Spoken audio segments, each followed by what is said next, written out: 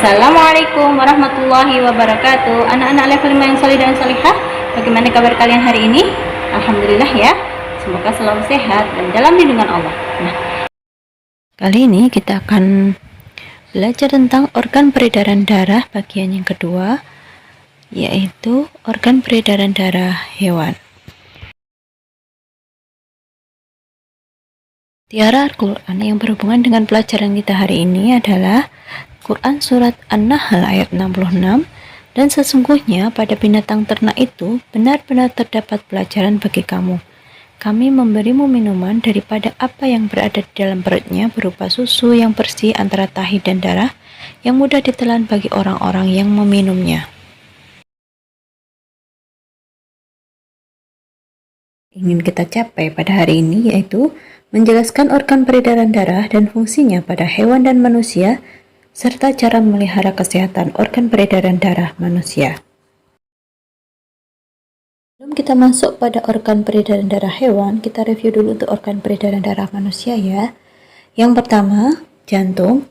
Jantung berfungsi untuk memompa darah ke seluruh tubuh. Jantung memiliki 4 ruang, yaitu serambi kanan, bilik kanan, serambi kiri, dan bilik kiri. Jantung bekerja dengan cara kontraksi atau mengempis dan relaksasi atau mengembang. Setiap ruang jantung dibatasi oleh katup jantung agar darah bersih dan darah kotor tidak tercampur.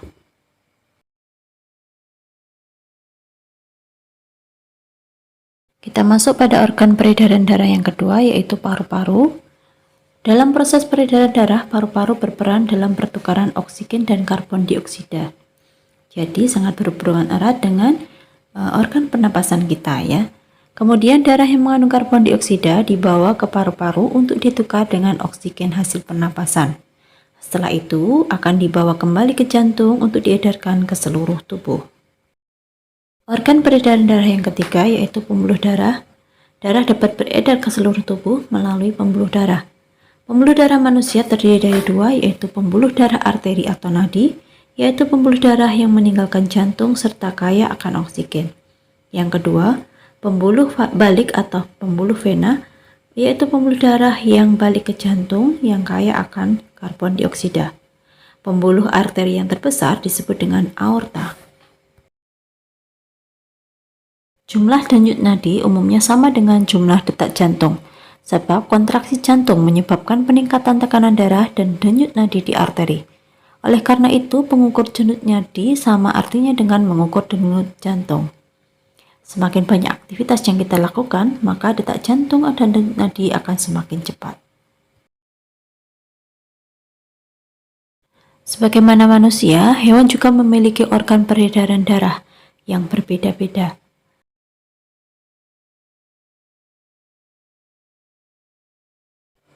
Sistem peredaran darah hewan berbeda-beda menurut tingkatannya. Semakin tinggi tingkatan hewan, semakin rumit susunan alat peredaran darahnya. Sistem peredaran darah hewan terdiri dari peredaran darah terbuka dan tertutup. Peredaran darah tertutup yaitu peredaran darah di mana darah selalu mengalir di dalam pembuluh darah. Terdapat pada hewan vertebrata. Peredaran darah tertutup ada 2, yaitu tertutup tunggal, yaitu melalui jantung 1 kali, dan tertutup ganda, yaitu melalui jantung 2 kali.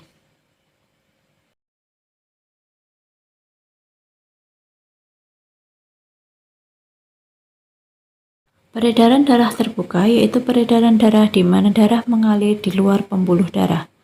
Terdapat pada hewan-hewan invertebrata seperti serangga, moluska, atau siput.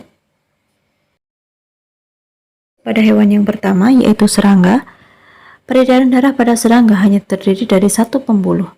Pembuluh yang disebut aorta tersebut memanjang di bagian punggung.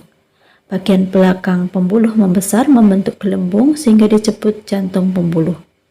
Darah serangga tidak mengandung hemoglobin sehingga tidak berperan dalam pengedaran oksigen. Darah serangga hanya berfungsi mengedarkan sari-sari makanan dan membawa sisa metabolisme.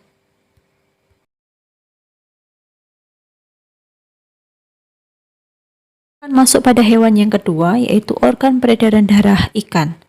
Organ peredaran darah ikan termasuk peredaran darah tertutup tunggal karena hanya sekali melalui jantung.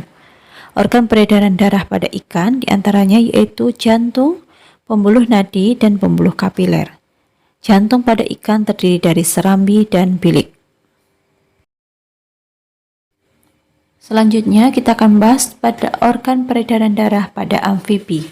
Organ peredaran darah pada amfibi termasuk organ peredaran darah tertutup ganda karena 2 kali melalui jantung. Organ peredaran darah pada amfibi diantaranya jantung dan pembuluh nadi. Jantung terdiri dari serambi kanan, serambi kiri, dan bilik.